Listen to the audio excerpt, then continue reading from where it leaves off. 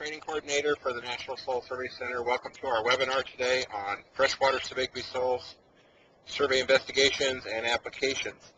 A little bit about today's presentation will be recorded, and if you have any questions, everybody is in listen-only mode, so you'll have to enter a question using live meeting. At the top of your live meeting frame, there is a Q&A tab, and you can enter a question. Unfortunately, the limitation of the system is you can only enter one question at a time until that's answered, and then we'll remove that question. You can ask another one by keying that in. Other than that, we'll go for about an hour and then close the webinar out. Our presenter today, Dr. Mark Stolt at the University of Rhode Island, received a grant from the National Soil Survey Center to do this research, and he's going to be presenting the results of that research today. Part of the research was to test the appropriateness of soil taxonomy, how well these freshwater Subaqueous soils fit into the system, and also looked at some issues with sedimentation, soil organic carbon accounting, contaminant accumulation, and invasive species. So I might also mention that Dr. Stolt is the 2013 NRCS Cooperator Achievement Award winner this year, and that'll be that has been announced, but it'll be an award received at our National Cooperative Soil Survey Conference this summer. So with that, Mark, I'm going to go ahead and turn it over to you. All right, thank you, Sean, and welcome everybody again to this webinar. So this is the first time that I've participated in this, so it's a little bit interesting standing in my office and looking at the number of folks that are online here listening to the webinar. So I guess I'll get started here. So first, to start off with a thank you. This, as Sean said, was funded by the Soil Survey Division. I would say it was a small grant from the Soil Survey Division, and then we had some support from our Ag Experiment Station to make sure that we had enough funding to get Jonathan Bakken here that you see with this nice pike. Jonathan was a graduate student that worked on the project, and Jonathan did pretty much most of the work that you're going to see here. We had awesome assistance from the Rhode Island NRCS and the Connecticut NRCS. I work very closely with both of these groups, and I like to say I'm really blessed to have the help and assistance and so forth from those folks. Special thanks to Jim Tureen and Maggie Payne, and Donald Perizak and Debbie Sarabian and Marissa.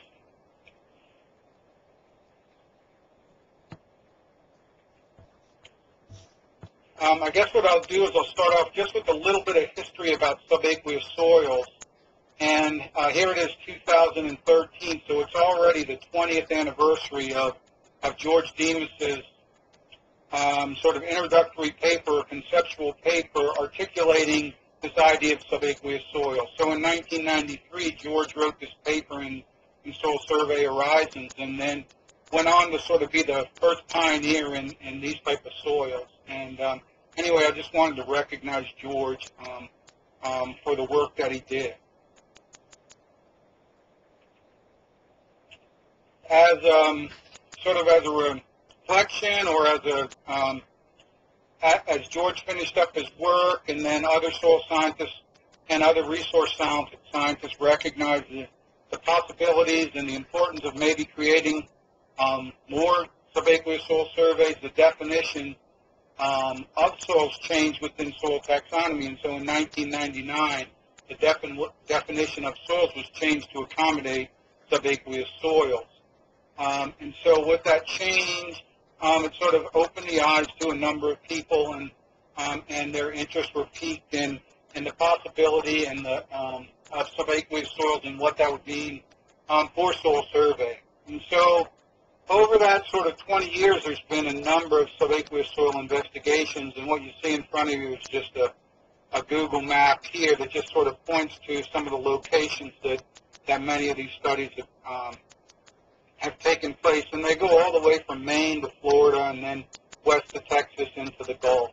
And most of these are graduate students working on graduate degrees investigating subaqueous soils, but some of them are NRS or NRCS projects where they worked, like in Connecticut, Sean and Donald and Debbie, they worked on what's called Little Narragansett Bay there.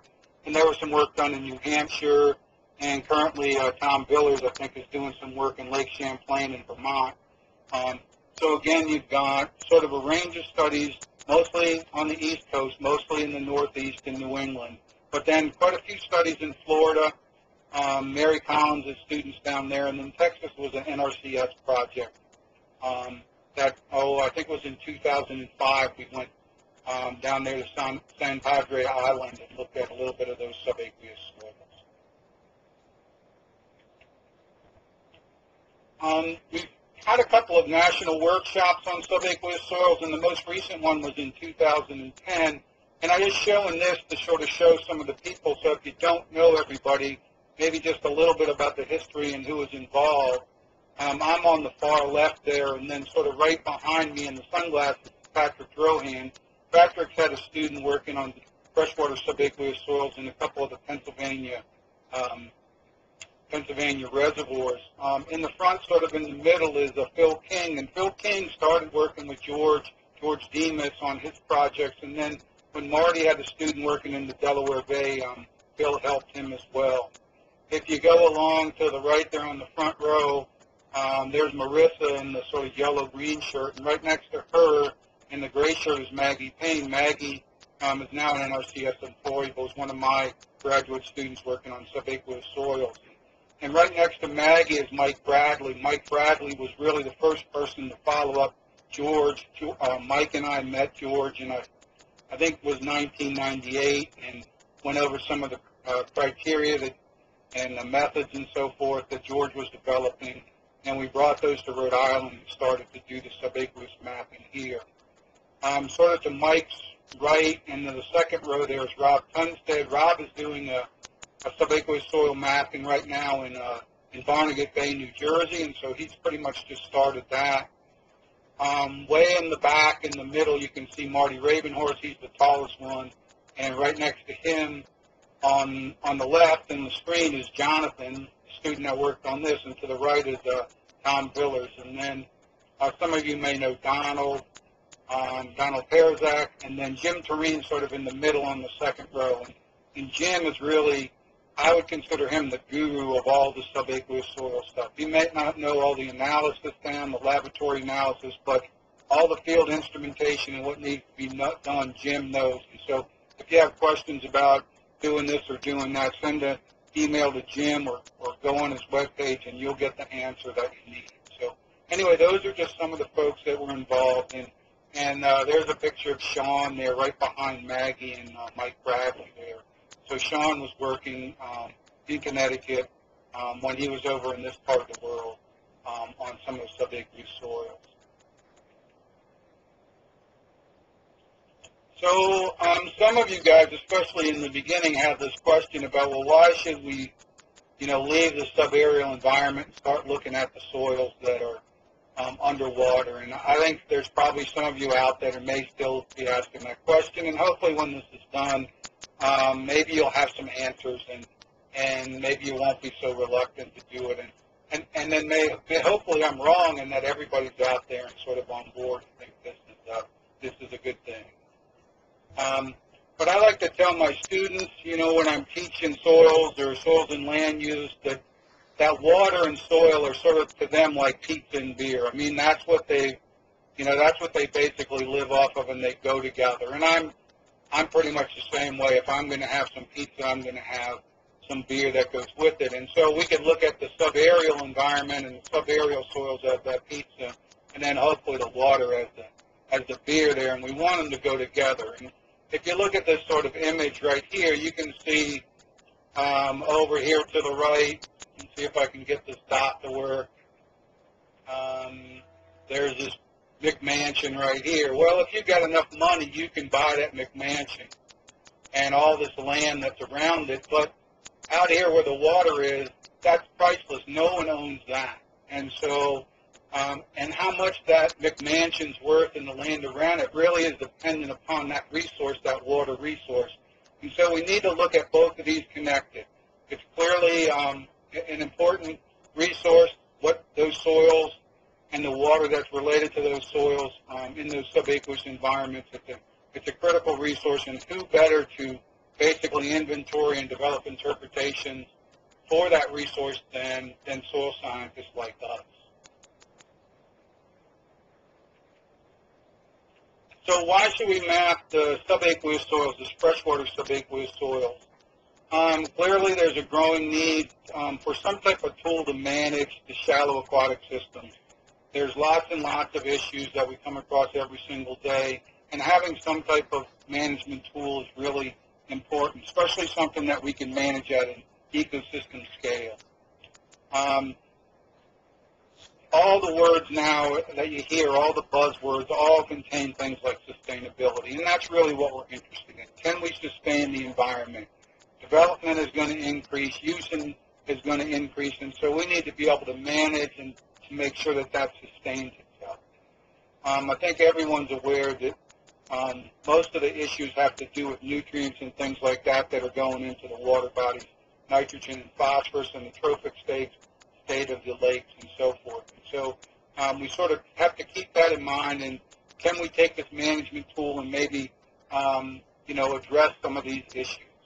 And then we worry about things like sediment accumulation, including like contaminants like metals, herbicides, and pesticides.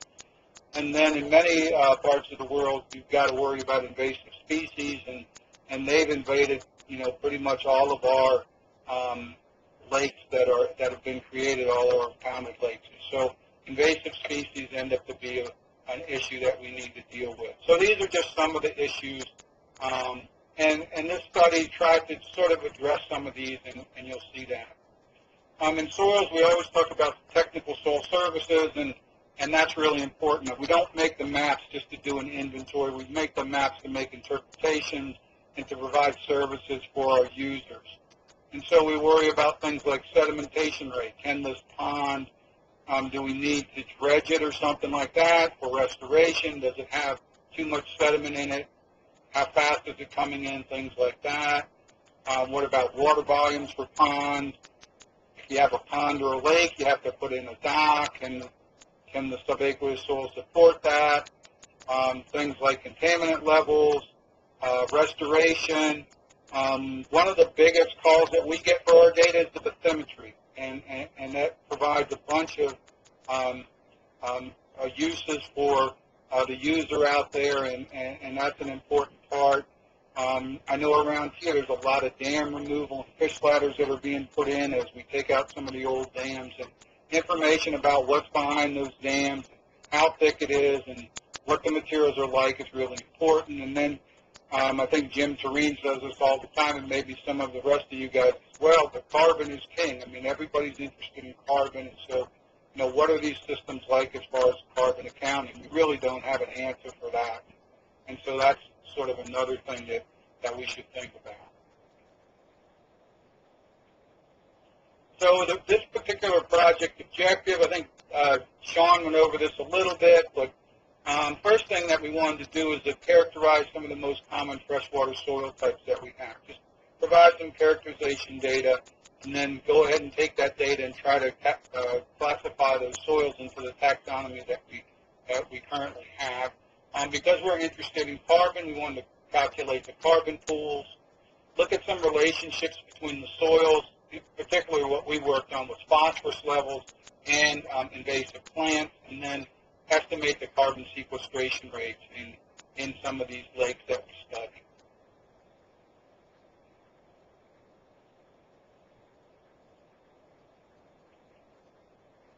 So really my goal today is just to tell you a little bit about the things that we learned from the study.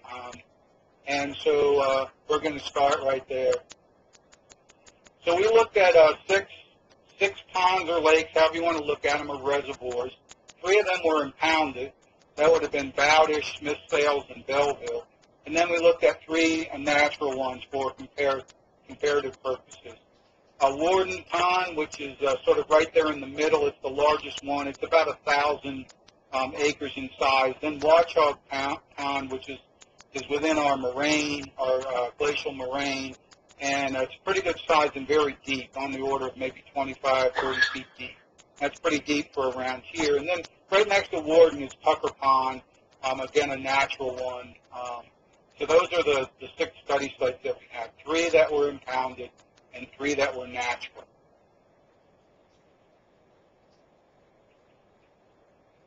So the first thing that we do in these subaqueous soil studies is make a bathymetric map.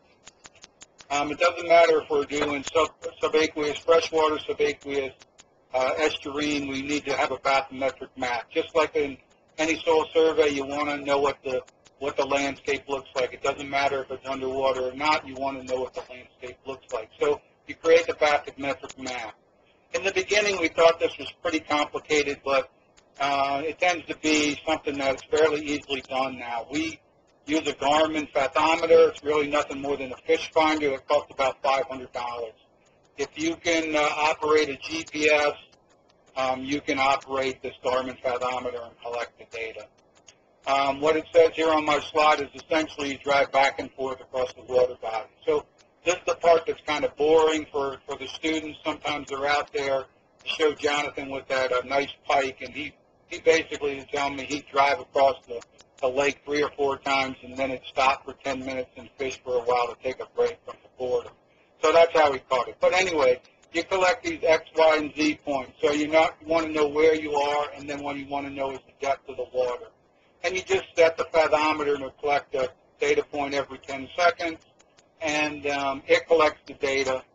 And then you have to set it to your geospatial data point there, the NAVD 88 in this particular case. In the subaqueous soils that are in estuarine systems, you have to worry about tidal fluctuations and tidal corrections, and that can be a little bit of a pain. But in the lake, you really don't have any worry about that, so it's fairly simple. And then you can use a number of different softwares to create the maps. We typically work with ArcView or ArcMap, but I think when George Demas a long time ago, he was using a simple program that's called Surfer, and I've used that before, and that works pretty good. So it's not hard to make these bathymetric maps. And again, they serve as your base map for your soil survey.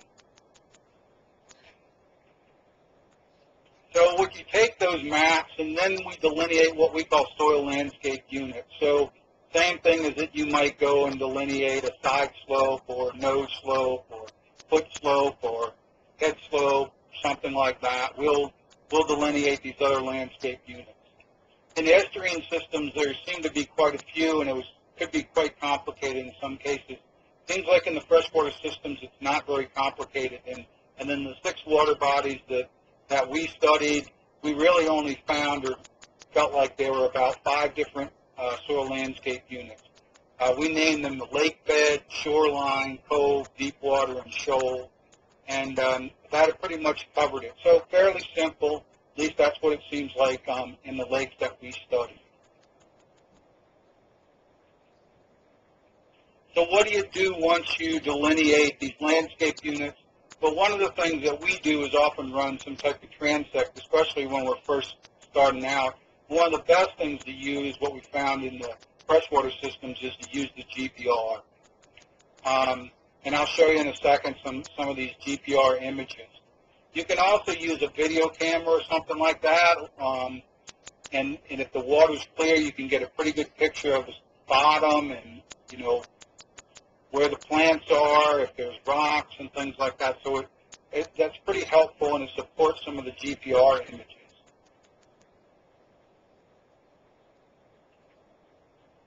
How do you run the GPR across the lake? Here's Jill Phillips. She was working with us in NRCS as an intern for a while. And this is our little tin boat. We pretty much work out of a small aluminum skiff like this. It's about 14 feet and has a small engine there on the back. And then we also have a trolling motor, electric trolling motor, if you want to go slower. In some of the lakes, they don't let you have gasoline-powered motors, so we use it there. But anyway, the GPR is back there in that raft. It's just a rubber or plastic raft we probably bought at the Big Lots or something like that for $25 or $30, and cover it up with a tarp there. So the GPR won't go through the aluminum, but it easily goes through the plastic, and so we can tow it along that way. We also like working actually in the wintertime.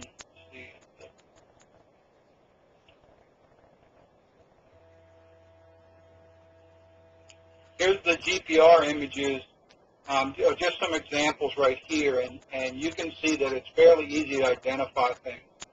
There's the water column, and so if you use the GPR, you can use it to get some picture of the depth of the water. It's not very hard to do that, but the fathometer is much quicker, and it's a better approach than using a GPR to do all your bathymetry. But the organics are really easy to see, and you can sort of see that pattern that you see in this GPR image. And if you look over on this upper one where it says mineral soils, I don't think I need the red dot to show you where that is on this upper diagram. That's a good hard bottom. That's the type of reply that you get for a good hard bottom. And then if you look at the one that's in the middle, you can see some thinner organics there. And then there's some surface stones that show up in the GPR image. And then on the bottom one shows some boulders that show up. So the GPR works really good. I was really happy with the results that we got from the GPR. And I missed this one, and maybe you guys saw it, but anyway, we also pulled across the ice, so somehow this one skipped. And you guys probably recognize this guy with the red hat. So Jim Doolittle came down 1 or 2 times and sort of pulled the GPR across the ice. I think he also worked fairly closely with Tom Villers there in Vermont when they were doing some of the GPR analysis there on Lake Champlain. So Jim Tureen or Donald, I can't remember who, has a GPR here that we used all the time. Gives us something to do in the wintertime, and it works out pretty good.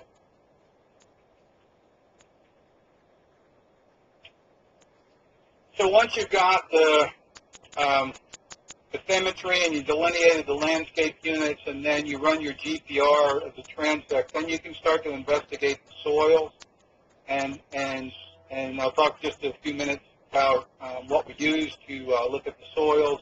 You build your soil landscape models just like you would in a normal soil survey, and then you go out there and try to figure out what the composition and the purity of your map units are. So I think that's very important. So these are sort of the steps that we take when we're making the soil survey.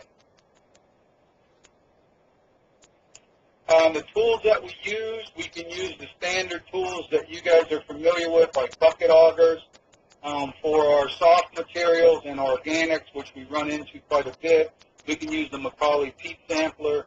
This sort of picture that's in the lower left, you see our 1 meter long Macaulay. So that's really helpful if we have deep organics. We only have to put it down about 2 times, and we've got, our 2 meters or so of soil that we want to classify. In the upper left, that's Mike Bradley when he was working on his thesis a while back, and he's using the bucket auger. The bucket auger is pretty good, especially in the upper, maybe 75 centimeters, to collect the samples. You put it in a tray, and so Mike has an assistant here in the boat, and she's collecting the samples and sort of laying it out in that tray, and then you can make your descriptions from that. So these are fairly standard tools that we're used to using, and for the most part, they work pretty well. Again, if you have the soft materials, the Macaulay is really the way to go. If we want to sample something and then do a really detailed description and characterize it, we'll take a vibrocore. Here's Jim. I'm sort of in the middle of this picture, Jim Tureen, and then Jonathan is working with the vibrocore motor right here. This is a backpack version. So I think the Connecticut folks have this backpack version, which is a lot lighter, and then we have a heavier, dutier one that we use in some of the estuarine environments. Essentially, it takes some irrigation tubing, which you sort of see here in the middle, right here, 3 or 4 inch irrigation tubing. You put the vibrocore head on top of that. The vibrocore basically is meant to keep cement from hardening up, and so it just vibrates, and it vibrates the tube, and with a little bit of pressure, you can just push it down into the subaqueous soils. What you see in here is we're working off this raft that we built, so it's pretty light. We can tow it behind our tin boat, our small boat, and move it around, so it's really not very expensive. Right in the middle, we've got, what we call a moon pool that we cut out that allows us to put the aluminum tube down there for the vibropouring and then to pull it out.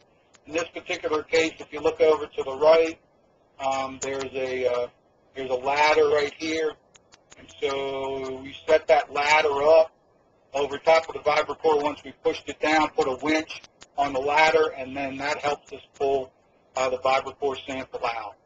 And then once we take the sample out, we usually bring it back to the lab, and then when we have a number of them, we'll have a day just to do descriptions. We cut them open with some electric shears, and then just split it open with a wire, and the core looks like what you see over here on the left. So that's our typical approach for sampling these systems if we're going to do full characterization, do a detailed description, and things like that.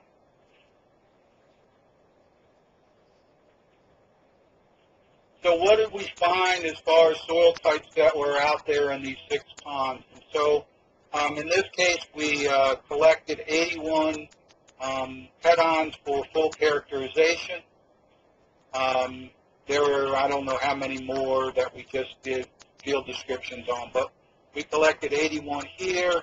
I'm trying to remember, somewhere along the line I counted how many families that we have here. It looks like, maybe on the order of 15 to 20 different families that we found in these 6 water bodies, subaqueous soils in these 6 water bodies. And so you can sort of see a range of the different family classifications that we have there. Most of them fell within the new taxonomy for the Wassens or Wassist, or the Wassens or the subaqueous enthosols, and the Wassist or the subaqueous histosols.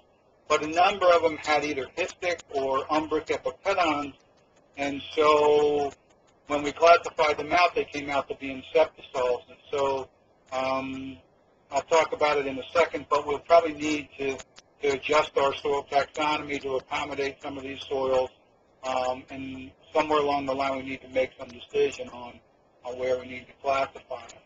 From the soil characterization data, we worked with Jim Termine and Maggie and the folks over in Connecticut at the NRCS office to develop some soil series so that we could map these. So we developed 5 new soil series: Burlingame, Wickford, Aquapog, Shannock, and Tuckertown. And then we looked at the map unit purity using the GPR and some ground truth and some things like that. And generally we had pretty good success, greater than 85% map unit purity. So here's an image that I took off the web soil survey, and you can see this is Warden's Pond, and then into the bottom right there is Tuckertown Pond, and so Tucker Pond, and so there's the another one of our study sites.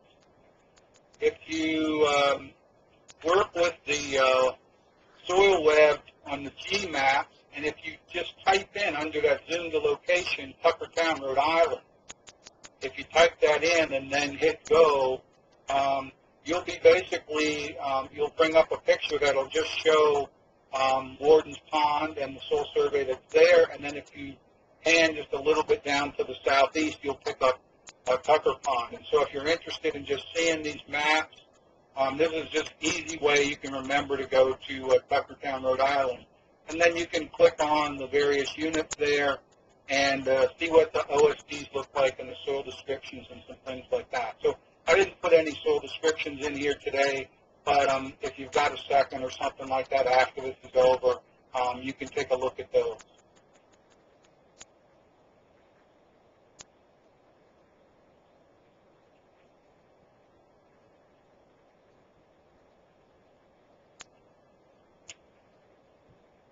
Here's some photographs of the 5 series that we developed.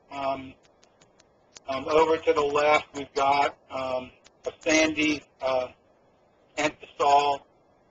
Then we've got the Shannock, which had a umbric epipedon, so it came out to be a typic humiquip. Clearly, a soil that's underwater probably doesn't belong in the typic humiquip group. So again, we need to make some changes to soil taxonomy to try to accommodate these.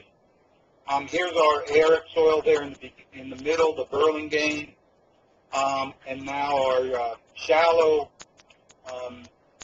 Histasol, the Wickford muck, and then the Tuckertown muck is our more typical, thicker organic soil. You can see many of the horizons and layers and things like that are in these soils. Clearly, you see horizonation just like you would in any soil if you haven't seen the subaqueous soils before. So I think that's clear in these photographs. Just something about the classification and maybe some of the proposed changes that we're going to need. So currently in taxonomy there are saccharine Frasiwassist, but there's not any way that we can separate the ones that have less than 130 centimeters of organic matter versus those that have more. So we would like to propose, it hasn't been done yet, but it's in the works, Teric, saccharine, metasaccharine. So at the subgroup level, we would add the Teric. So that's one change in taxonomy that we want to make.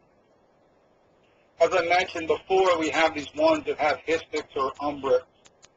And those of us that have been working in the subaqueous soils have been sort of debating one way or the other on whether we want to go with inceptisols or try to keep all the subaqueous soils as entisols or histosols. And it really hasn't been decided yet, and so we could have possibly histic Frasiwassist and umbric Frasiwassist instead of going with inceptisols. But somehow we would have to go to the front of the taxonomy where the orders were and basically say that, that the only orders that we could have would be histosols or entisols for subaqueous soils. And everybody has their own opinion, and I don't think we've ever come up with a consensus which way we want to go. But somewhere along the line we need to make that decision because these soils are out there and need to be classified. One of the things that was kind of interesting was when we were doing some of our soil organic matter type decisions. We had a lot of organic soils, and so we had to decide whether they were fibric or hemic or saccharine. And so in the field, when we went out there, almost all of them came out to be saccharine. And so here you see out of the 85 horizons that we looked at, 82% of them were determined to be saccharine in the field, and then 3 of them hemic, and then none of them fibric. But following taxonomy and what's required, we also did the rubbed fiber content in the lab and also did the sodium pyrophosphate color.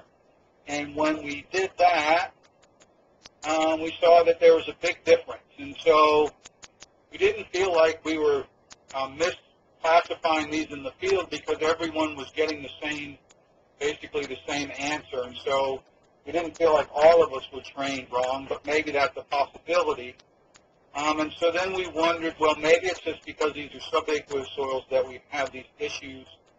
And I'm still wondering what this is all about. Maybe it has to do with the approach that you take and some things like that. But clearly we mislabeled them in the field, and that we need to do some work on them.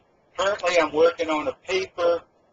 Maybe you should sort of look out for it. I was hoping to have it done by the first of the year, but the semester started up pretty quickly, and I didn't get to it. But it's really dealing with some of the issues that we're having with soil organic carbon and soil organic matter and how we describe it in our standards. And really what we find is that some of the standards that we use for hydric soils, like in the hydric soil indicators, are not the same ones that we use in soil taxonomy.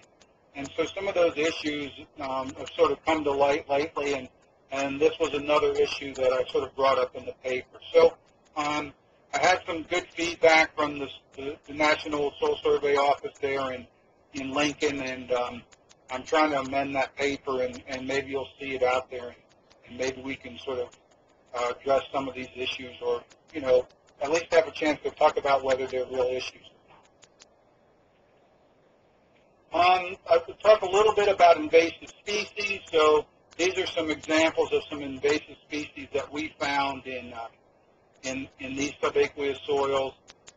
Clearly, the problematic ones were the fanwort and the milfoil. Those were the big issues in ours.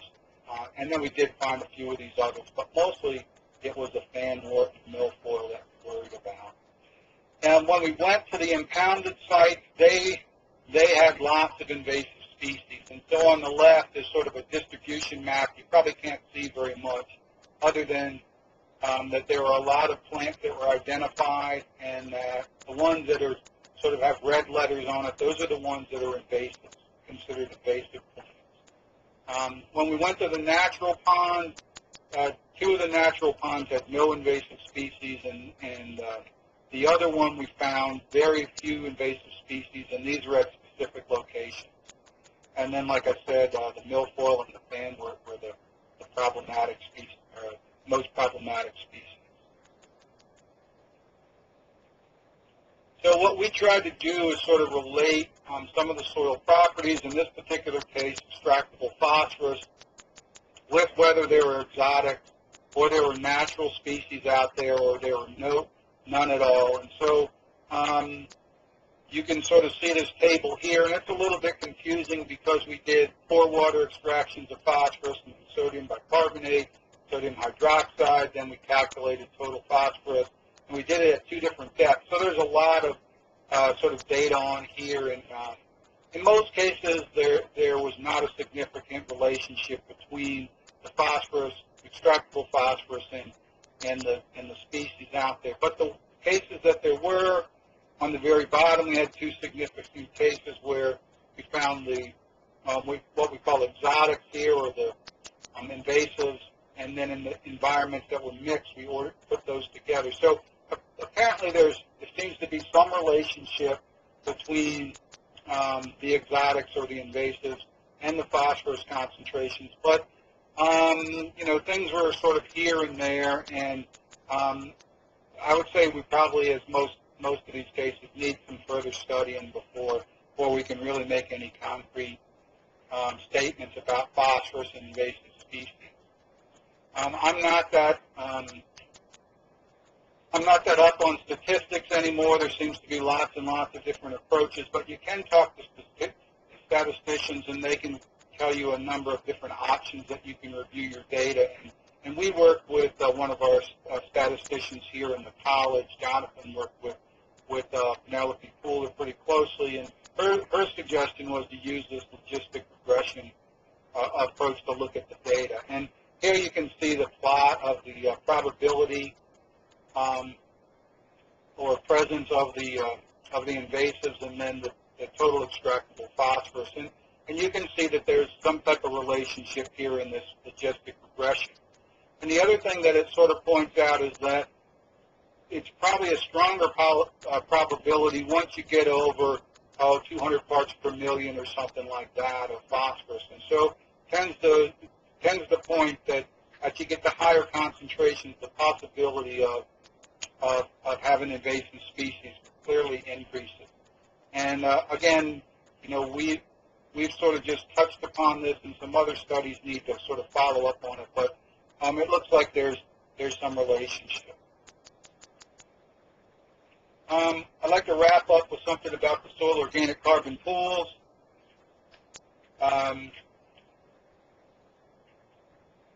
First is we looked at the carbon pools by the soil series, and you can see that it makes a difference on what the soil is, on how much carbon is stored at that particular location. And there were significant differences between these 5 soil series that we identified that were out there.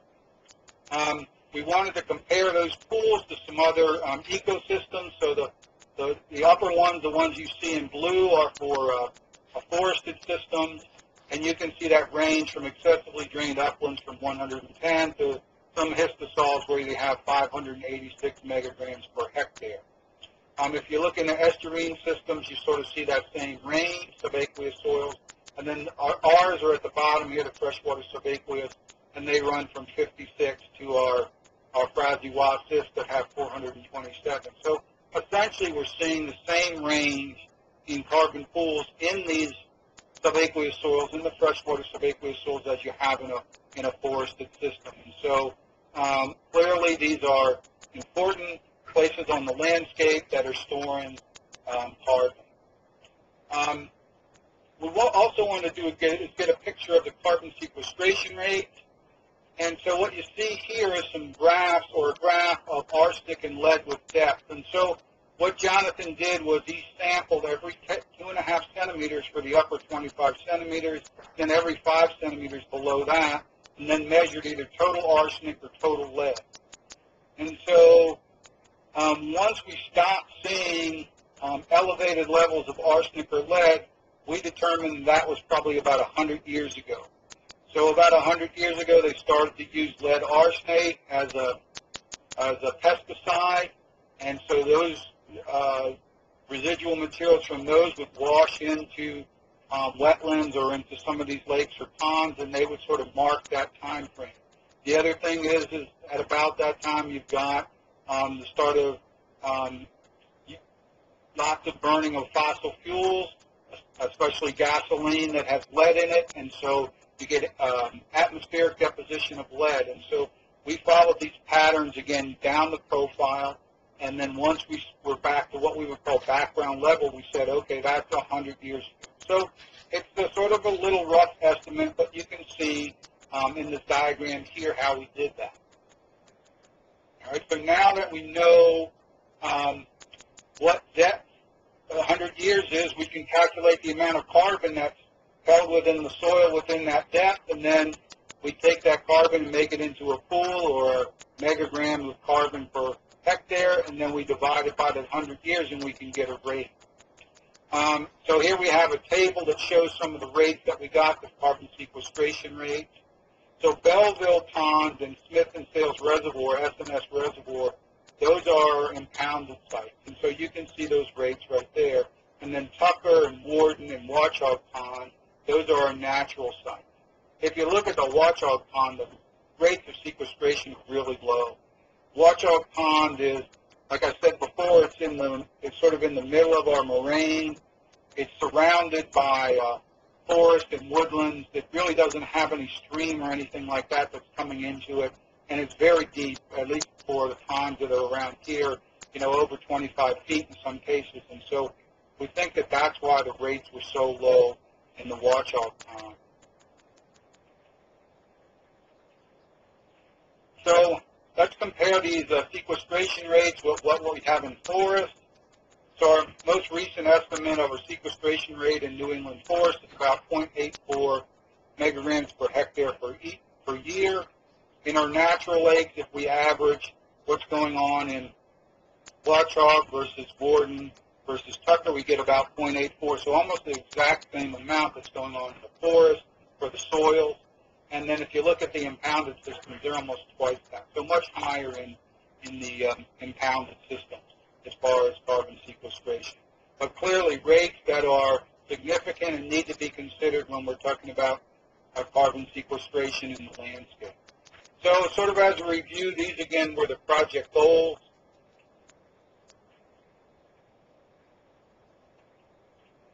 So the first one there, we try to look at taxonomy. So we established 5 new series for subaqueous soils in lakes and reservoirs in New England. We've used those to make soil maps that are available on the Web Soil Survey. Like I said before, you can go online and take a look at those maps and look at the OSDs for those particular soils. We've evaluated the taxa to see if we needed to make some changes to soil taxonomy, and there's a couple cases where we do.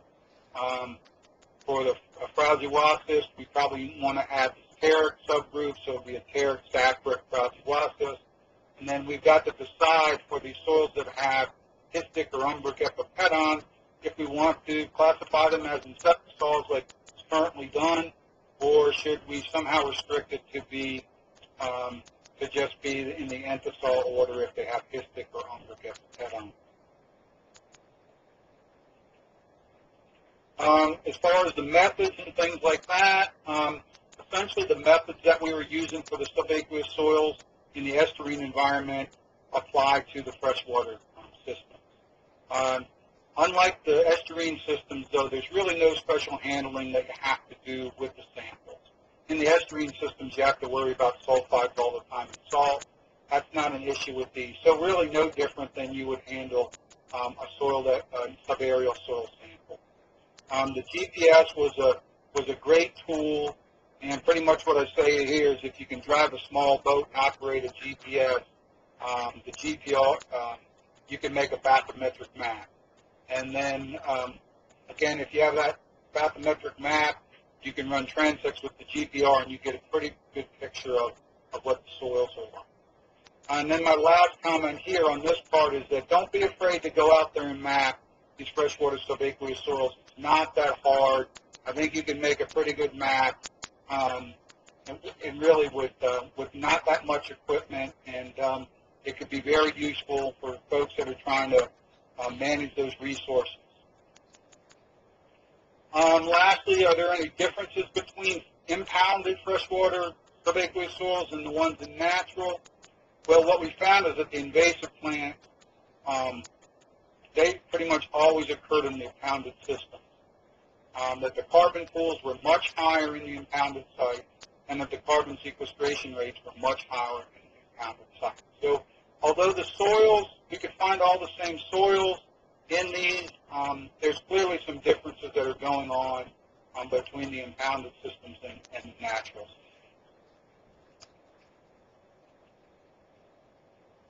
Before I end, I just wanted to say one last thing here to make folks aware of it, but there's currently, or recently was published, this classification standard for coastal and marine ecological systems. It's called the Coastal and Marine Ecological Classification Standard. We just call it CMECS. It's published by NOAA.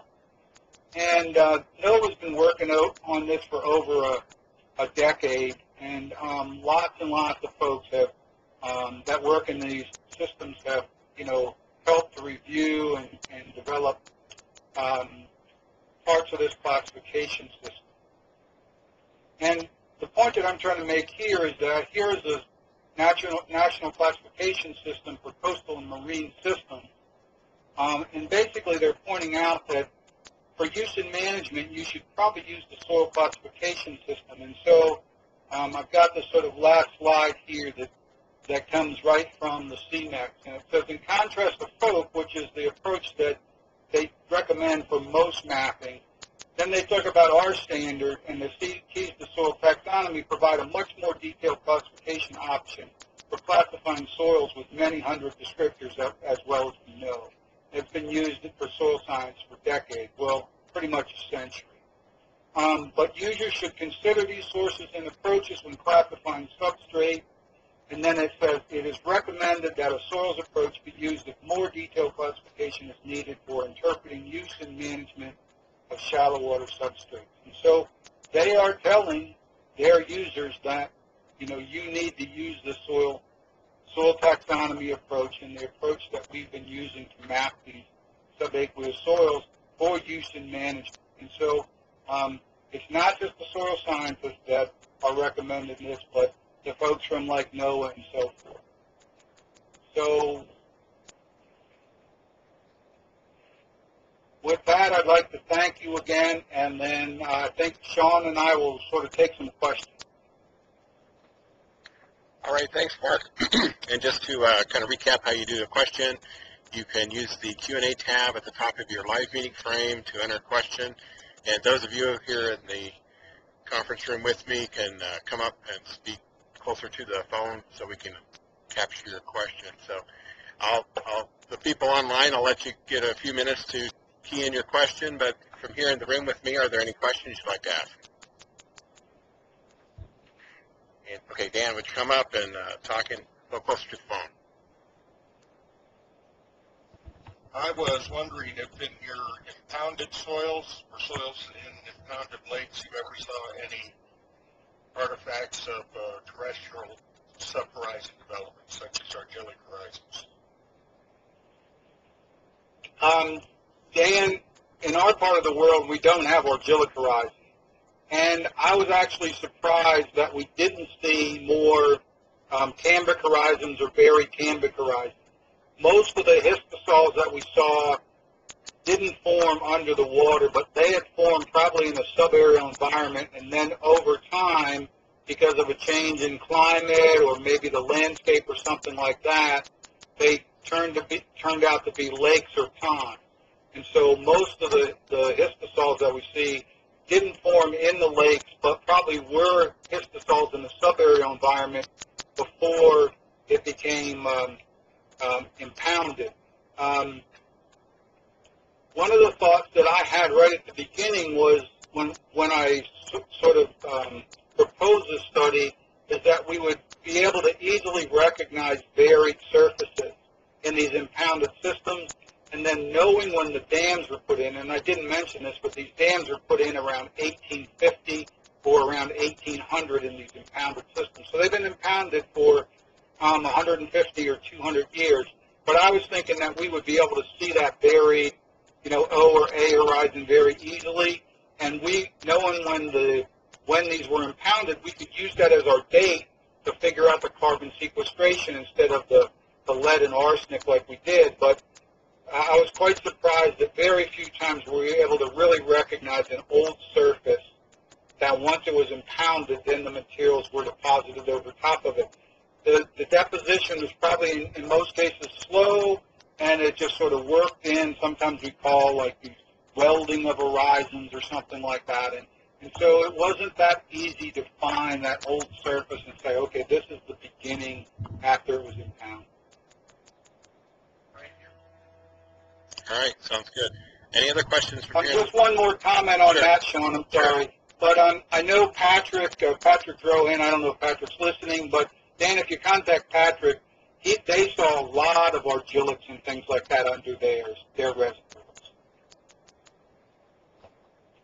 Okay, I got another question from here in the conference room with me. Yeah, I was wondering for the insectisols, if those were found mostly in the impounded areas, or didn't it matter? Most of the time when we saw the insectisols, and especially the ones that had histic epipedon, it was the places where you had lots of invasives, and so the invasives were putting down a lot of organic matter. And so those histics or those umbrics were actually forming right there in those particular soils. And so it is a process that's ongoing right now, and I think it's driven by the excess. I think it's being driven by the excess plants that are there, and they just, they put out a lot of organic materials, and they just don't decompose very quickly. So I guess the answer to that is yes. I would say the answer to that is yes. It's probably not absolutely, but I would say for the most part that would be correct. All right, let's move on to some questions that have been keyed in here. So there's a question about the total extractable phosphorus. What was the test you used to measure that number reported? Was it extracted with oxalate extractable phosphorus or something else? Apparently in this region. No, we summed the pore water, sodium carbonate, and offhand I forget what the other one was. If I can go back on these slides, I might be able to find it. Well, I guess in that part of the country where this person's at, they're saying that folks want plain old total phosphorus, elemental analysis. It's really tough, and I know if Jonathan's listening, he'll be shaking his head or something like that, but we went around and around on different ways that we should do the extraction because we know there's lots and lots of ways to do it. And in the end, what we did was we talked to some of the wetland folks that do some phosphorus work, like John White and Ramesh Reddy. Those guys are doing phosphorus work, like in the Everglades and things like that. And this is what they suggested, and so we followed what was being done in the wetlands, not so much sort of agricultural approaches. So we did pore water, sodium carbonate, and then sodium hydroxide, then added that all together to get, I think, our or total phosphorus. Next question is, why does the Terek Frasiwassist have higher carbon pool than Typic? Why does the Terek? Because we only calculate to a meter. So we have to have some standard depth that we do our carbon pools to. And so we only calculate to a meter. And then sometimes if you've got some denser material and it's high in carbon, even though it's not organic, because it's denser, when you calculate the pool, because it's dependent on the bulk density and the carbon content, you can get higher pools than you might think. So again, we only calculate to a meter. All right, and I think that's kind of answered this question, next one, but what depth range did you use for your soil organic carbon calculations in the kilogram per hectare as a meter? That's to a meter. Yep, that's what we always work with. All right. Any other questions?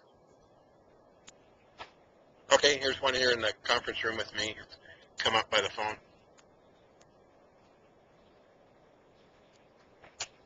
Hi, Mark. Doug Wysocki. Hey, Doug. A lot of the pictures I've seen related to the subaqueous soils, you're always in a boat. Is this some kind of gimmick just to get out on the water?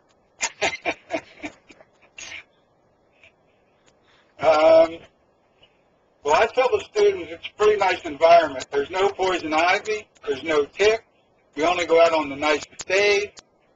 So it's not bad work if you can get it. So one of my students now is working on trying to develop some interpretations for aquaculture. And so he's working with the oysters, and he's got some plots where the oysters are clearly, under the water, and to access those plots, he's got to dive in the water. So sometimes he's in the water when it's in the 30s. So I don't think that's the beautiful days that you want to be out on the boat. Okay, here's the technical side of that. All right. If you're not in a boat and you can walk on it, would that be a subaqueous soil in your mind?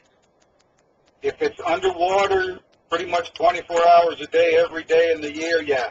Okay. If you go into the definition in Soil Taxonomy, and these get knocked out first in the sequence of the keys, it reads that it has a positive pore pressure at the soil surface. It doesn't talk about any water depths. And that criteria, and we've had discussions on this, will include permanent discharge points on the landscape, which are soils that you can actually walk on. You don't need a boat. And they won't float a boat, unfortunately, otherwise I'd probably be fishing. But basically, our intent, go ahead, Doug. Basically what I'm saying is I think we need to redesign that criteria. So our intention is for subaqueous soils to be those that are permanently underwater, and probably not these ones where we've probably mapped them in the past as some type of organic soil because we can go out there and walk on them and we feel like they're just a part of the landscape that we're typically used to mapping. Our intention really is to identify the areas that are underwater because it's it's not a discharge location all the time, like these fens or something like that you're talking about. In our original sort of definition or development of criteria for subaqueous soil, we wanted to put in that it was inundated basically 24 hours a day, 365 days a year. But what we got pushed back on was that that's not a soil property. And so we had to go with the positive pressure and the saturation basically at the surface. So I'm willing to change the definition. I think most of us that work in these soils, that's our intention, to have the subaqueous soils be those that are, again, underwater, not so much the ones where you've got seeps and things like that. Right. And you actually don't measure water potential. No, we never measure that it has water on it, and you're equating that. That's exactly right. So that it's really the observation is the presence of water. That's exactly right.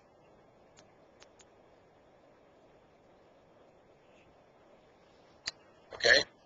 And our next question is, Mark, is relating to the difference between an umbric horizon and an ochric, or not, I should say an umbric epipedon and an ochric epipedon. They're asking, what is the minimum depth that distinguishes umbric from ochric? Well, it depends on the particle size, but for the most part, if you've got an A over top of a C or something like that, and there's no diagnostics below that, we're most in general talking about 18 centimeters or something like that. All right, I So guess that would be the. Yep. Okay.